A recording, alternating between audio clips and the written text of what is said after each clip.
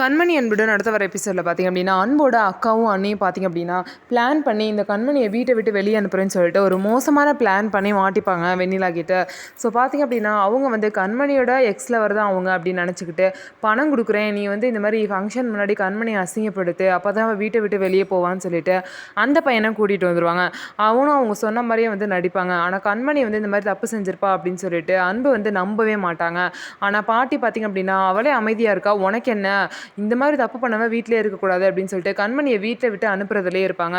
இதுக்கு மேலே நம்ம பொறுமையாக இருக்கக்கூடாது அப்படின்னு சொல்லிட்டு பவித்ரா பார்த்திங்க அப்படின்னா எல்லாரும் அமைதியாக இருங்க அப்படின்னு சொல்லிட்டு பார்த்திங்க அப்படின்னா நான் தான் வந்து அந்த பையனை வந்து கல்யாணத்துக்கு முன்னாடி லவ் பண்ணேன் அப்படிங்கிற எல்லா விஷயத்தையும் எல்லா உண்மையும் எல்லாரும் முன்னாடி சொல்லி கண்மணியை வந்து காப்பாற்றிடுவாங்க. அது மட்டும் இல்லாமல் இவ்வளோ பெரிய பிரச்சனை வந்து என்னை காப்பாற்றணும்னு சொல்லிட்டு நீங்கள் பழைய ஏற்றுக்கிறீங்களேக்கா அப்படின்னு சொல்லிட்டு கண்மணிக்கு வந்து நன்றி சொல்லுவாங்க. இதுக்கப்புறம் தான் கண்மணி மேலே எந்த தப்பும் இல்லை அப்படின்னு சொல்லிட்டு எல்லாருக்கும் தெரிய வந்துருச்சு.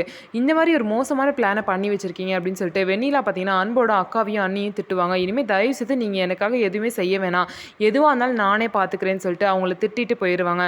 ஸோ இதுக்கப்புறம் என்ன நடக்க போகுதுன்னு சொல்லிட்டு வெயிட் பண்ணி பார்க்கலாம். நம்ம வீடியோ உங்களுக்கு பிடிச்சிருந்தா நம்ம வீடியோவை லைக் பண்ணிக்கோங்க, மறக்காமல் நம்மளோட சேனலை சப்ஸ்கிரைப் பண்ணிவிட்டு பாருங்கள்.